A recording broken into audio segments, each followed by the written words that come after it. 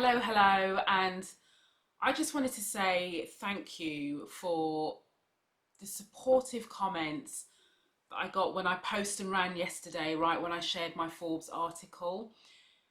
It was probably more humbling than even having the article written itself, to be honest, because I tell you, I never once for a minute thought that when I did my first video, and I told you I was like crying like a baby, and all of that jazz, that I would know not only somehow manage to amass over 100 videos, like I genuinely have no idea how I managed to do that, but also like just see my story written down in that way, but it's still anchored to clearly the very strong opinions that I have around what businesses should do differently to drive change. And like I read the article and listen, it's a fabulous article, but you don't even digest that like it's about me. So I was like, oh, I'll just post it and run and off you go.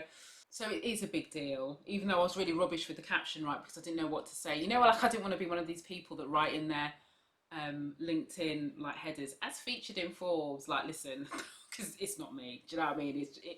It's not me. But it is a big deal, and I think it's nice to have that recognition of just the impact of. It was always about me pushing for change. It is still always about me pushing for change. And, my force of will through doing these videos, through sharing articles, through giving my opinions and my views. And, yeah, I've been honest. I've turned off some people, of course I have. But equally, I have allowed people who do want to do something in this space meaningful to connect with me. I've been hired by CEOs, who've reached out and said, right, can you help us do this? I can only ever be thankful because in everything that I've done it my way. Not in the Frank Sinatra way, but, I've showed up as myself.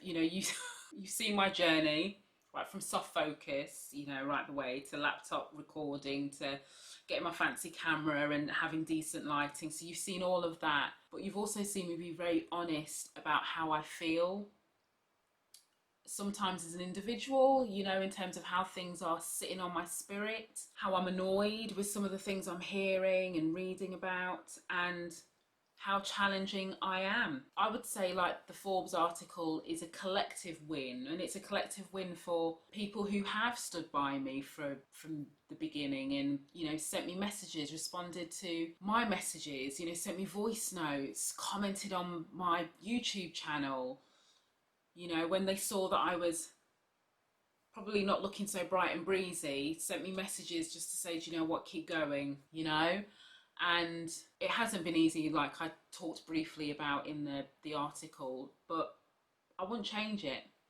So I just wanted to say thank you for that. And then in true celebration mode, so 22nd of October, I just wanted to give you a little bit of context in terms of the structure, because I hope you can make it. It's 1 p.m. till 6 p.m.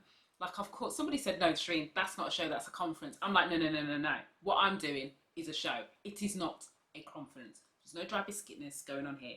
Got music, we've got all sorts going on. DJ, lights, mixers, monitors, do you know what I mean? We've got it all going on. And the purpose of that whole celebration, yes, it is about me hitting my 100th video a week before last, because I'm one of these people that like to extend out the celebration. Whoop, whoop. But it's about acknowledging that not only is there still more to do, I want to start bringing this conversation to a bigger and bigger audience and doing whatever I can. So I try different formats. You've seen all the different formats that I've done to try and get as many people as possible to engage and hopefully provoke them to have what I call their day one. Do you know what I mean? I talk about my day one on the 31st of May. We can all have a day one on whatever date we choose. So I'm hoping to inspire some people to have their equivalent day one. Not that you've got to do like 50,000 videos, that's not what I'm saying, but so that's the purpose. So I've got Toya and Ryan James starting off with a conversation with 3 guests. They're talking about being young, black, and being in the workplace, so their hopes, their fears, their aspirations, and what they want leadership teams to know. Then I've got myself and Camilla, who's a psychotherapist. We're just going to be talking about the work that we've done as black women on ourselves. I've called it kind of like decolonising the mind, but it's this whole idea of breaking free from the social conditioning. Then we have another segment with Sally, Matt, and Eric called Where Are All the Allies? And this is, you know, I'll be part of that conversation, but I guess it's for me to have them share their experiences of what it's really been like to stand up and be allies, because all three of them are in very different ways, and to some extent the cost of that. You know, because when I talk about what I do is not being easy, it's not easy when you're a white person or you're not a black person and you're standing up for black people and your friends, family and network don't understand why you're making it a thing, because the problem that we have doesn't affect you. So I think that's really helpful for people who may find themselves in that same position, who maybe want to do more but worried about what people will say, but are doing more, and finding that's having a knock-on impact on how they're living their lives. So we're going to get into that.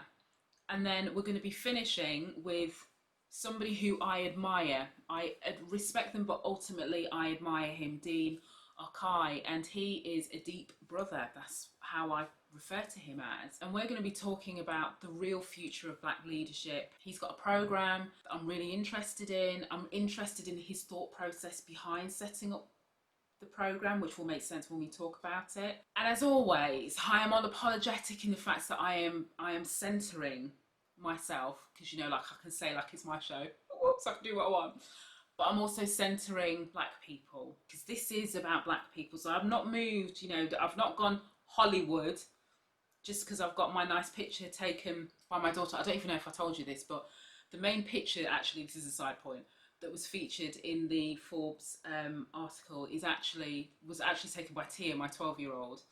So she's very, very happy, and she's been like WhatsApping her friends, going, yeah, forget the article. Look, this is my picture. And the other pictures that were used were actually taken by my other half, Big M.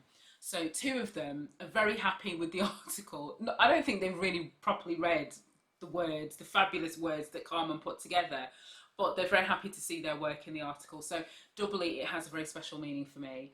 But back to the 22nd. As always, just because I am centering black people, it isn't to the exclusion of everybody else.